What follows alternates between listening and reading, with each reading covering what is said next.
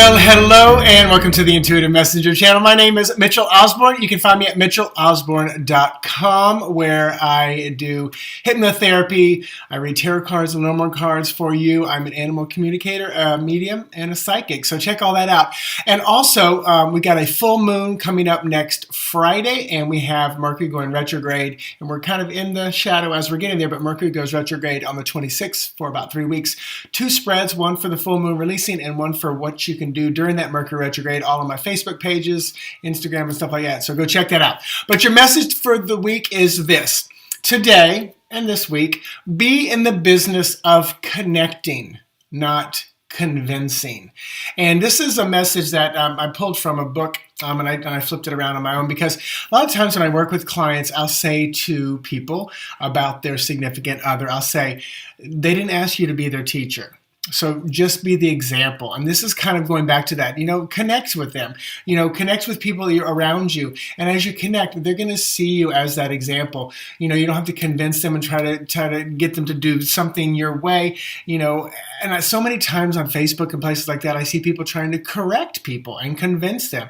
And if you just be the example and share and offer your thoughts of how things go, a lot of times people will come around to understanding, but more importantly, they're on their path, you're on your path.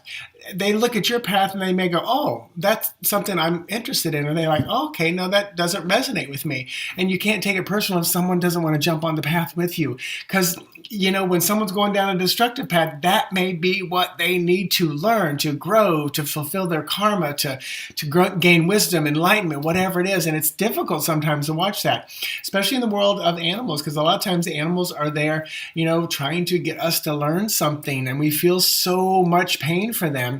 And yes, we should do the best that we can, but a lot of times when an animal is in the care of another human, a lot of times it's about that human and the lessons that they need to learn, and that animal signed a soul contract with that human to learn to grow. So again, be in the business of connecting, because that's probably where you can make the most help and be the most helpful to people, rather than trying to convince them of something. All right, let's pull some Lenormand and tarot cards for this week. So first from Lenormand, and then tarot, what can you expect? How can you best navigate it? And how will you grow? So what can you expect this week?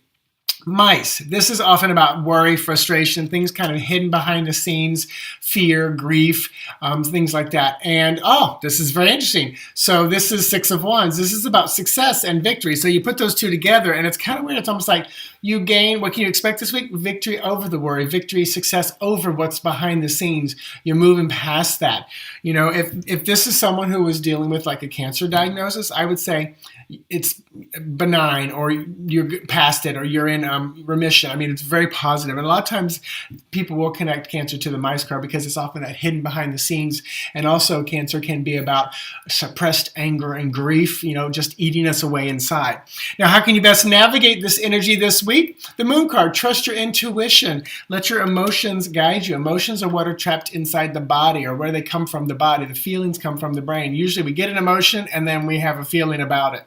And from tarot, the ship is coming in. So trust your emotions, trust your intuitive side, and it will bring the ship in. It will bring the thing that you long for, hope for, and wish for. So when you trust them, I love it, because it's like, trust them, it's going to help navigate the ship. So absolutely beautiful, especially when the question is, how can you best navigate it?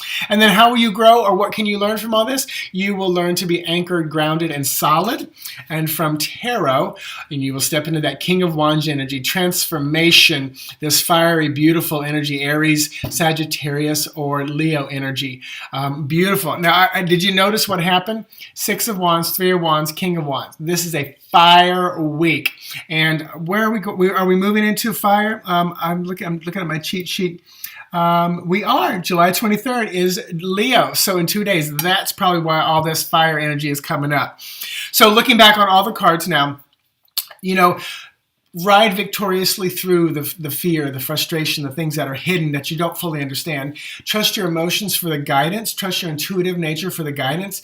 And then stay grounded. And you're going to become grounded, especially in that fiery, transformative, imaginative energy of the wands, of the fire energy. So there's your message. Check out that. So good week, it feels like, or at least a challenging week, but it ends off pretty well. So namaste. Talk to you soon. Feel free to share this video, and I'll talk to you next week. Bye-bye.